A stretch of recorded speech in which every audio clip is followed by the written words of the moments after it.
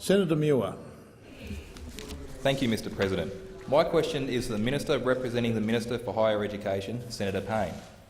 Can you give an assurance to future university students that under your proposed reforms, university would not become unaffordable for everyday Australians?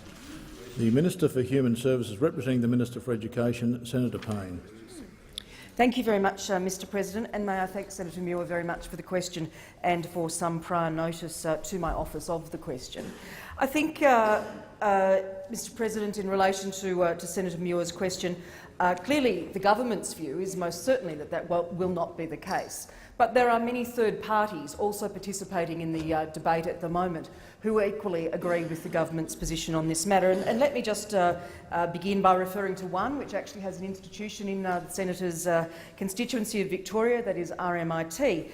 And Vicky Thompson, who's the Executive Director of the Australian Technology Network of Universities, has written an opinion piece and made it quite clear in that. Let me repeat what has been said a million times. The university sector is not looking to introduce standard $100,000 degrees, and deregulation won't deliver them. Those who've brainwashed some journalists and senators to accept that we plan to do just that deserve to be shot down. It's not only wrong, it's shameful for the fear such myths are creating in the community. She goes on to say, deregulating fees will provide students with increased choice and universities with flexibility. Will fees go up? Some may. But others would also decrease as we have the freedom to determine the size of our institution and the degrees that we offer. A far more realistic estimate of how high fees might rise for a standard degree in a deregulated market is $12,000 to $14,000 a year, rather lower than the $100,000 being yelled from certain rooftops. So I think, Mr President, in Senator Muir's question, when he asks about the government's view, most certainly we are of the view that we will give students more choice, more flexibility, more opportunities, particularly with Commonwealth funding for those who are pursuing degrees such as associate diplomas and diplomas, both in private institutions and even through TAFEs in some examples, particularly for those people. Thank you, Minister. The time for answering the question has expired. Order, Senator Carr. Senator Muir, a supplementary question. Thank you, Mr President.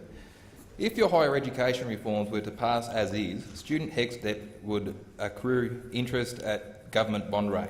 Can you explain why a woman or a man who studies at universities and then takes time off the workforce to raise a family should have to pay the government bond rate rather than CPI and be punished for having a family? Minister.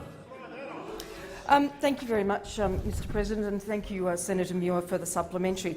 That is a very important question, and it's one which has been raised consistently with the government since the package was introduced through the budget process. And we are very interested in the views of those who are prepared to have a sensible conversation about this. Senator Carr. Those who choose to scream from the rooftops, perhaps not. So, as you know, at the moment, student debts are indexed by the CPI, and our proposal is to increase it to the 10-year bond rate. The reason for that is because it's the bond rate that is the same as it costs the government to borrow the money that it lends to students in the first place. On budget night, though, the minister did announce 2 working groups on the higher education issues.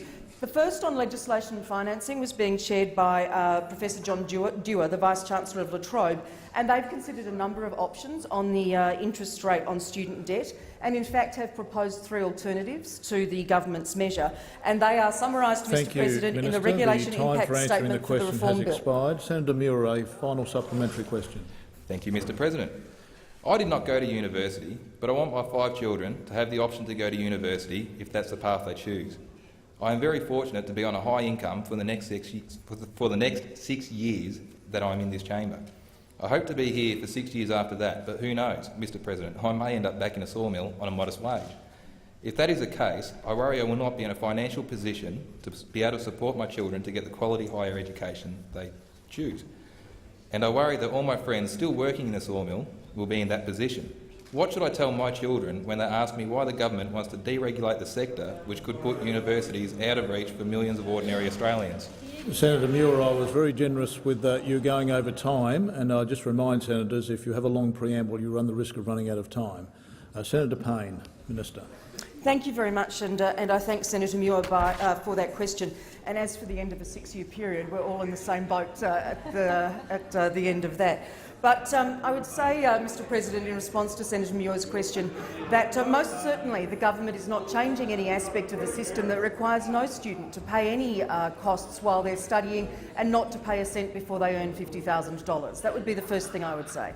The second thing I would say, Mr President, is that the process which we are pursuing to extend Commonwealth funding to those who wish to undertake degrees or qualifications in a much broader range of areas, that support is not currently available to students who want to study in those areas, whether it's a diploma or an associate diploma or a pathway course.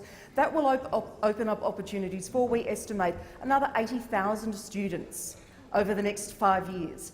For 5 years. That is a very significant change in the opportunities available.